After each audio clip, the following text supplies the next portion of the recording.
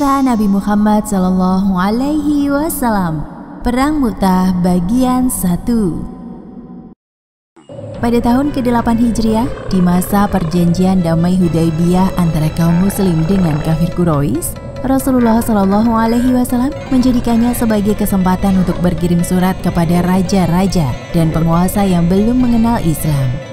Di dalam surat tersebut mengandung prinsip-prinsip dakwah Islam dan berita kerasulan Nabi Muhammad SAW.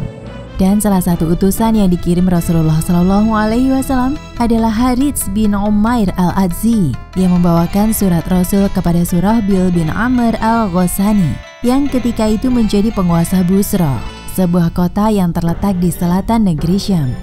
Surahbil bin Amr adalah salah satu wakil dari Bizantium Romawi. Ia tidak senang dengan isi dari surat tersebut. Sangat lancang sekali orang yang bernama Muhammad ini. Dia mengaku-ngaku nabi lalu mengajakku kepada agamanya.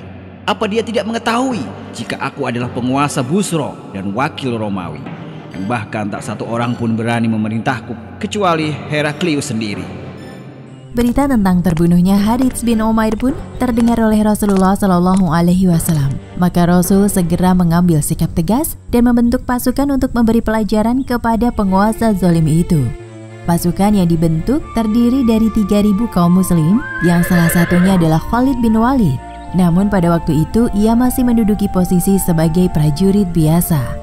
Sebelum Rasul melepas pasukan ini, beliau SAW menunjuk siapa-siapa saja yang akan menjadi panglima dalam pertempuran ini. Zaid bin Harithah kutunjuk sebagai panglima pasukan. Jika Zaid gugur, maka Ja'far bin Abi Thalib akan menggantikannya. Dan jika Ja'far gugur, kemudian Abdullah bin Rawaha yang akan menggantikannya. Kemudian beliau melanjutkan pesannya bahwa bertempurlah atas nama Allah, perangilah musuh Allah dan musuh kamu. Di wilayah itu terdapat orang-orang Kristen yang tekun beribadah di tempat-tempat peribadatan mereka. Jangan mengganggu mereka. Jangan juga membunuh anak-anak, orang tua atau wanita. Dan jangan juga menebang pohon atau meruntuhkan bangunan. Dengan semangat yang tinggi, pasukan muslim pun memulai perjalanannya menuju Busra. Ketika itu Abdullah bin Rawahah memandang kota Madinah yang ditinggalkannya seraya berkata, "Semoga damai tercurahkan kepada orang-orang yang kutinggalkan di Madinah." Pasukan muslim tiba di suatu wilayah di Syam yang bernama Ma'an. Di sana mereka mendapat kabar jika Heraklius, kaisar Bizantium Romawi, telah mengirim 100.000 pasukan Romawi untuk menghadapi pasukan muslim. Bahkan bergabung juga dengan mereka 100.000 pasukan lainnya dari gabungan suku-suku Arab Nasrani yang berada di bawah jajahan mereka. Sehingga kaum muslim bersiap akan menghadapi 200.000 pasukan musuh di depan mereka.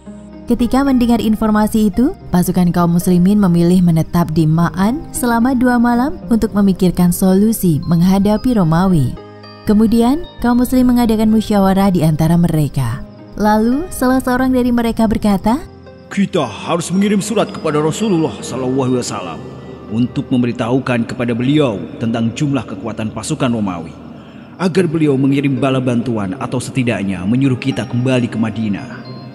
Abdullah bin Rawahah menyadari kegelisahan para pasukan. Lantas ia kemudian berkata, "Wahai kaum muslimin, demi Allah, sesungguhnya hal yang kalian takuti ini pada hakikatnya inilah yang kalian cari. Kita tidak memerangi musuh karena jumlah atau kekuatan, tapi kita memerangi mereka dengan agama ini yang menjadikan kita dimuliakan oleh Allah. Dengan pergi dalam pertempuran, maka kita memiliki 2 pilihan yang mulia, yaitu kemenangan atau mati syahid." Demi Allah, apa yang dikatakan Abdullah bin Rawahah adalah benar. Abdullah bin Rawahah telah mampu menghancurkan keraguan dan ketakutan di hati para kaum muslim. Sehingga mereka pun kembali bersemangat dan tetap pada jalannya untuk melanjutkan perjuangan membela agama Allah. Maka di keesokan paginya, pasukan kaum muslim kembali melanjutkan perjalanan mereka hingga akhirnya tibalah di perbatasan Balqa, tepatnya di desa Masyarif. Dan di sana mereka dikejutkan oleh pasukan Bizantium Romawi dan sekutu Arabnya. Namun dikarenakan lokasi tersebut tidak cocok untuk melakukan pertempuran, sehingga kaum muslim terus bergerak hingga ke Mu'tah, yang kemudian diikuti juga oleh pasukan Romawi dan sekutunya. Pada saat tiba di Mu'tah, kedua pasukan pun saling berhadapan. Pemandangan yang tampak sungguh menakutkan. Bagaimana tidak? Perbandingan jumlah pasukan keduanya sangatlah berbeda jauh. Bahkan jika dibandingkan jumlah kekuatan mereka 1:10, tentulah itu sebuah pertempuran yang sangat berat untuk dimenangkan.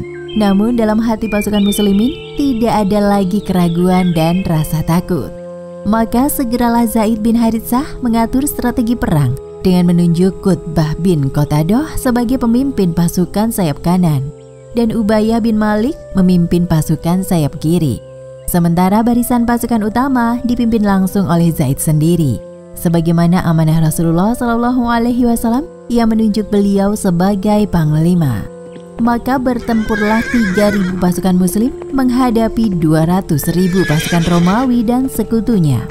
Meski kekuatan tidak seimbang, tetapi kaum muslim mampu bertahan. Dengan gagah berani, Zaid bin Haritsah bertempur sambil memegang panji pasukan muslim, hingga takdir membawa ia gugur syahid karena terkena tikaman tombak dari musuh.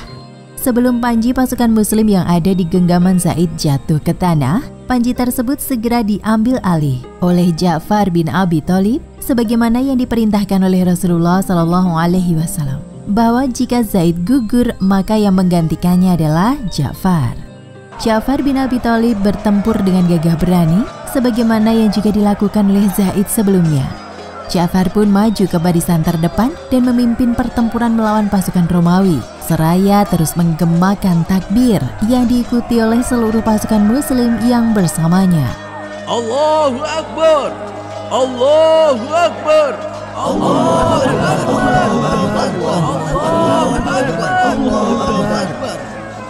Pada saat menghadapi serbuan pasukan Romawi, tangan kanan Ja'far ditebas oleh pedang musuh, maka panji ia pindahkan ke tangan kiri beliau.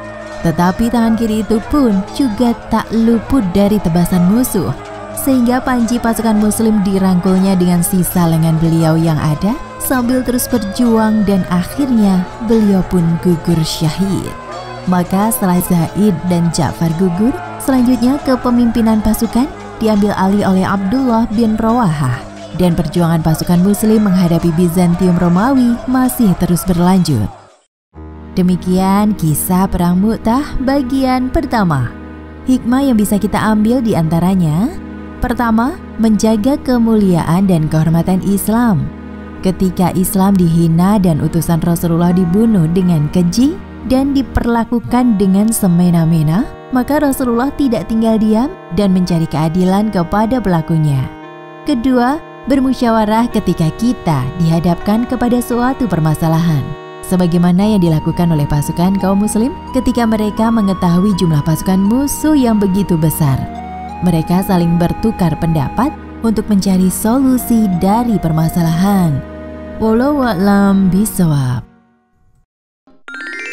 Kisah Nabi Muhammad SAW, Perang Mu'tah bagian 2. Maka setelah Zaid dan Ja'far gugur, selanjutnya kepemimpinan pasukan pun diambil alih oleh Abdullah bin Rawahah. Namun ketika itu kekacauan besar telah terjadi di tengah-tengah pasukan kaum muslim. Banyak dari mereka yang pergi melarikan diri dari medan pertempuran. Bahkan sempat muncul keraguan di dalam hati seorang Abdullah bin Rawahah, sehingga setan berhasil membuat ia termenung sesaat di tengah medan pertempuran. Tetapi kemudian ia mengingat Allah dan Rasul-Nya sehingga ia kembali sadar, lalu mengatakan hal ini kepada dirinya sendiri. Wahai diriku, engkau harus terjun ke medan laga. Kau harus terjun ke medan laga atau kupaksa engkau menerjuninya. Manusia telah siaga dan berteriak kencang. Lalu kenapa aku lihat kau tak suka surga? Setelah menegur dirinya atas kelalaian yang ia alami karena setan berhasil menguasai hatinya, kemudian Abdullah bin Rawahah maju ke medan pertempuran hingga menjemput syahidnya. Allahu Akbar! Allahu Akbar! Allahu Akbar! Allahu Akbar! Kondisi kaum muslim setelah ditinggal oleh ketiga panglimanya tidak mengubah sedikit pun semangat mereka. panji perang diambil alih oleh Thabit bin Arqam dan ia kemudian berkata di hadapan seluruh pasukan, "Wahai kaum muslimin, pilihlah salah seorang dari kalian untuk menjadi panglima kita." Kaum muslimin berkata, "Engkau saja yang menjadi panglima kami, wahai Thabit." Tetapi kemudian Thabit menjawab, "Demi Allah, aku tidak sanggup memikul tanggung jawab itu." Kemudian Thabit melihat sosok Khalid bin Walid yang sedang berdiri di barisan belakang pasukan muslim dan ia pun teringat bahwa Khalid adalah seorang yang ahli berperang ketika masih jahiliyah dulu. Maka tanpa berpikir panjang lagi, Thabit pun berteriak kepada kaum muslimin untuk menawarkan Khalid bin Walid menjadi panglima. "Wahai kaum muslim, bagaimana jika Khalid bin Walid yang menjadi panglima kita?" Serentak kemudian, pandangan kaum muslim mengarah kepada Khalid bin Walid yang masih sedikit terkejut dengan tawaran mendadak tersebut. Awalnya, Khalid menolak tawaran itu karena ia merasa belum layak sebagai orang yang baru saja menjadi seorang muslim. "Maaf, aku tidak pantas menjadi panglima kalian. Engkau yang lebih layak dariku." Tetapi Thabit bin Arqam tetap bersikeras menjadikan Khalid panglima. "Bukan aku, dan tidak seorang pun yang pantas kecuali engkau, wahai Khalid bin Walid." Begitu Thabit meyakinkan Khalid dan dengan dukungan dari seluruh pasukan muslim lainnya, maka akhirnya Khalid mengambil panji perang itu dan memimpin pasukan muslim. Selanjutnya, pertempuran sengit pun kembali terjadi. Ibarat singa yang telah kembali ke habitatnya, maka tanpa ampun Khalid menyerbu pasukan musuh. Dan karena terlalu bersemangatnya, Khalid sampai mematahkan 9 pedangnya dan hanya menyisakan 1 buah pedang di tangannya. Sementara itu, Utbah bin Qatadah, salah seorang sahabat Rasulullah SAW, berhasil mengalahkan salah seorang komando pasukan Arab Nasrani, sehingga hal tersebut membuat musuh perlahan menarik pasukannya. Dan ketika pada malam hari tiba, kedua pasukan pun menghentikan pertempuran. Hal itu menjadikannya sebagai kesempatan untuk beristirahat dan mengatur strategi perang selanjutnya. Sementara Khalid berdiam diri di dalam tendanya, ia sibuk memikirkan rencana untuk pertempuran esok hari. Karena terdapat 3 hal yang mengganggu pikirannya. Pertama, upaya masuk pasukan dan menyelamatkan kaum muslim dari kehancuran.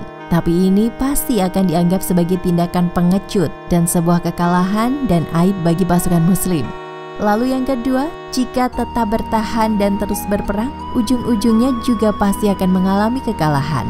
Dan yang ketiga adalah terus menyerang sambil mengelabui pasukan sehingga mendapatkan lebih banyak waktu untuk mempelajari situasi dan merencanakan tindakan terbaik. Maka Khalid pun memilih pilihan terakhir. Kemudian pada keesokan paginya, sesaat setelah berlalunya sholat subuh berjamaah, pada hari yang masih gelap, Khalid menyampaikan rencananya tersebut kepada para komandan pasukan muslim, yakni strategi menghancurkan kepercayaan diri pasukan musuh. Strategi Khalid adalah untuk memecah konsentrasi musuh serta menghancurkan semangat musuh dengan mengelabui mereka. Khalid pun membagi pasukan menjadi 4, di mana pasukan sayap kiri berpindah ke posisi sayap kanan, begitu juga sebaliknya. Lalu pasukan belakang berpindah ke posisi depan dan begitu juga sebaliknya. Sementara untuk pasukan berkuda, mereka akan bersiap di barisan paling belakang untuk membuat debu dan pasir berterbangan, sehingga hal itu akan menghalangi pandangan musuh dan sekaligus seolah-olah ada pasukan bantuan datang dari Madinah. Setelah matahari mulai menyinari medan pertempuran, pasukan sudah berganti posisi. Suara takbir dan gemuruh pasukan muslim begitu menggema ke seluruh wilayah Mu'tah. Bahkan debu dan pasir yang berterbangan semakin membuat pasukan muslim tampak menakutkan bagi Romawi. Salah seorang komandan Romawi berkata, "Apakah kalian lihat apa yang aku lihat ini? Baru saja semalam kita bertempur. Kini mereka telah mendapatkan pasukan tambahan segitu banyaknya. Sebaiknya kita menarik pasukan dan segera mundur, karena mungkin saja jumlah mereka jauh lebih besar dari kita." Tanpa disadari, pasukan Romawi termakan oleh siasat perangnya Khalid bin Walid. Mereka pun mundur dan menarik pasukannya karena mengira pasukan muslim telah bertambah banyak dengan bala bantuan yang datang dari Madinah. Tetapi sesungguhnya itu adalah pasukan yang sama dan hanya menukar posisinya, sehingga bagi Romawi mereka tampak seperti wajah-wajah baru. Khalid kemudian menyadari mental Romawi yang telah turun. Maka ia segera memanfaatkan kesempatan itu untuk membawa pasukan Muslim kembali ke Madinah.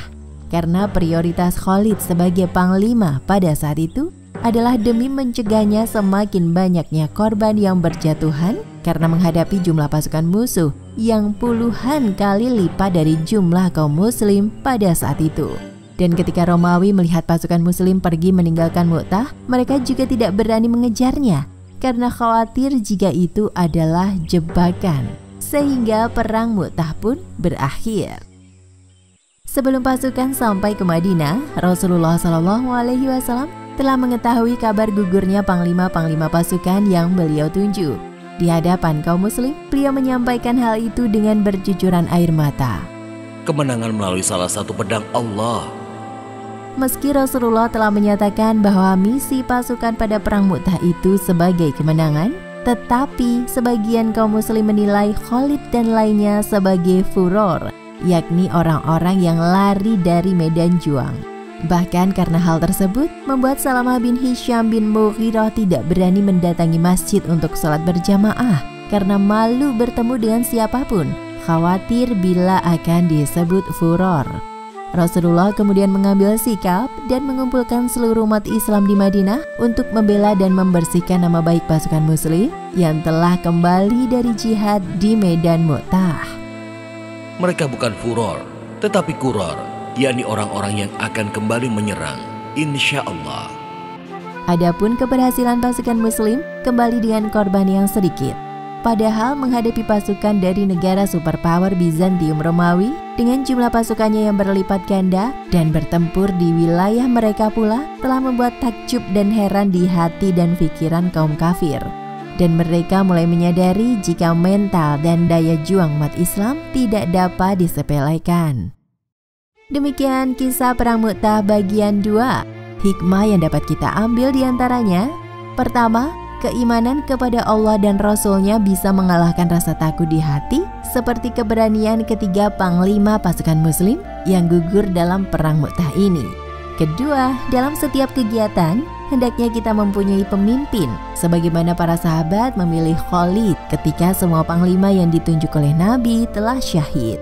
Ketiga, janganlah menghina saudara sendiri, sebagaimana yang dilakukan oleh sebagian kaum Muslim yang mencela pasukan Muslim yang kembali dari Perang Mu'tah sebagai furor atau orang yang lari dari medan perang, karena kita belum tentu benar atau lebih baik darinya. Wallahu a'lam bishawab.